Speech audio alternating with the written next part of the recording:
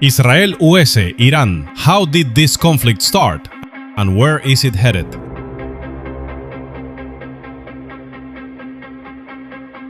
What's happening in the Middle East today didn't start overnight. The tension between Israel, the United States and Iran goes back more than 4 decades. This isn't just a political disagreement, it's a long strategic chess match built on power, security and deterrence. So how did it begin? And why does it feel more dangerous now than ever?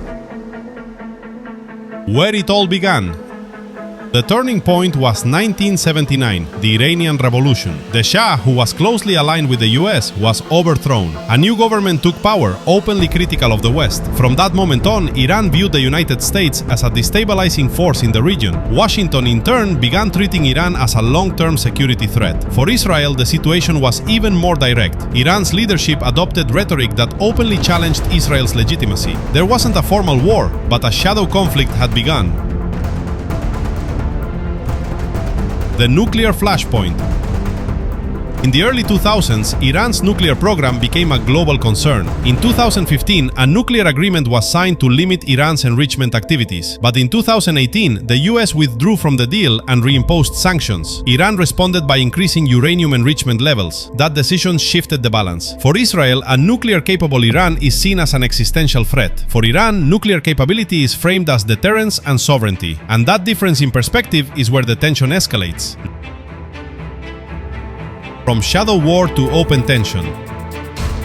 For years, the conflict stayed indirect. Cyber attacks, airstrikes in Syria, proxy groups, targeted assassinations. But recently the tone has changed. Missile capabilities have expanded. Air defense systems have been reinforced. The US has increased its military presence in the region. This is no longer just a covert confrontation. It's more visible, more aggressive, and more fragile.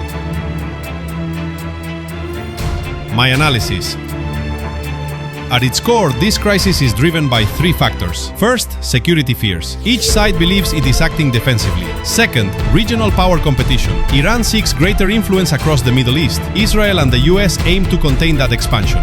Third, the deterrence paradox. Every side believes that showing strength prevents war, but the more strength is displayed, the higher the risk of escalation. The real danger isn't intentional war, it's miscalculation. One missile, one misread signal, and escalation becomes very real. Why the world is watching.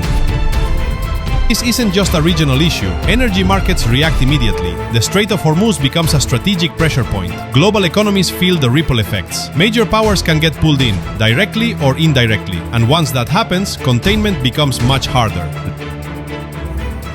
Conclusion. Right now, none of the major players appear to want full-scale war, but none of them are backing down either. That creates a prolonged state of high tension, controlled but unstable. History shows us something important. Many large wars didn't begin because someone wanted them. They began because someone miscalculated. The real question now is, how long can this balance hold?